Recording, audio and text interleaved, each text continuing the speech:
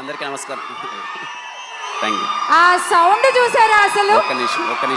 ఒక్క నిమిషం. అందరికీ నమస్కారం అండి.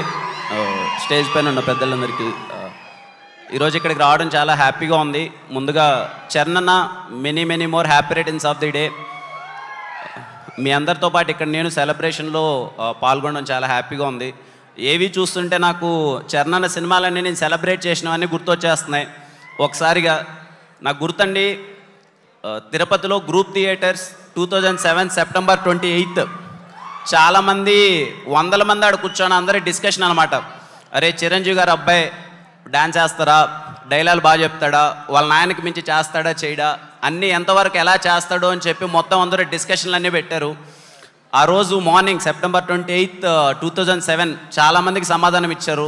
మిగిలిన వాళ్ళందరికీ 2018 మార్చ్ 30 ఆ రోజు అయితే రంగస్థలం రిలీజ్ రోజు ఇంకెవరు మాట్లాడద్దండి నా గురించి అన్నంత చేసేశారు చరణ్ జర్నీ. నిజంగా మాలాంటి యాక్టర్స్కి చాలా ఇన్స్పైరింగ్ అండి. ఆ 10 ఇయర్స్లో చాలా చూసాం చరణ్.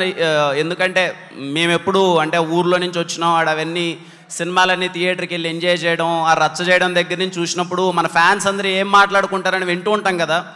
ఇక్కడికి నేను సినిమాల్లోకి వచ్చిన తర్వాత చూస్తే ఆ 10 ఇయర్స్ చాలా ఇన్స్పైరింగ్గా ఉంటుందండి చరణ్ అన్నది. He made every one proud. ఈరోజు గ్లోబల్ స్టార్ చరణ్ అన్న. చాలామందిని అంటే నాకు తెలిసినంత వరకు ఏ యాక్టర్ అంత రెస్పాన్సిబిలిటీతో లాంచ్ అవ్వలేదు. అన్ని ప్రెషర్ల మధ్య లాంచ్ అయ్యారు. ఎందుకంటే చిరంజీవి గారు కొడుకుగా ఇంప్రెస్ చేయడం అంటే చిన్న విషయం కాదు. అందరూ చాలా ప్రౌడ్గా ఫీల్ అయ్యారు ఆ విషయంలో. థ్యాంక్ యూ చరణ్ అన్న. And once again many more happy returns of the day. Thanks for inviting me. And ఇంత బాగా ఆర్గనైజ్ చేసినందుకు మెగా ఫ్యాన్స్ అందరికీ థ్యాంక్ యూ కిరణ్ గారు. Thank you sir. కిరణ్ గారు, మీ చేతుల మీదుగా ఒక ఫెలిసిటేషన్.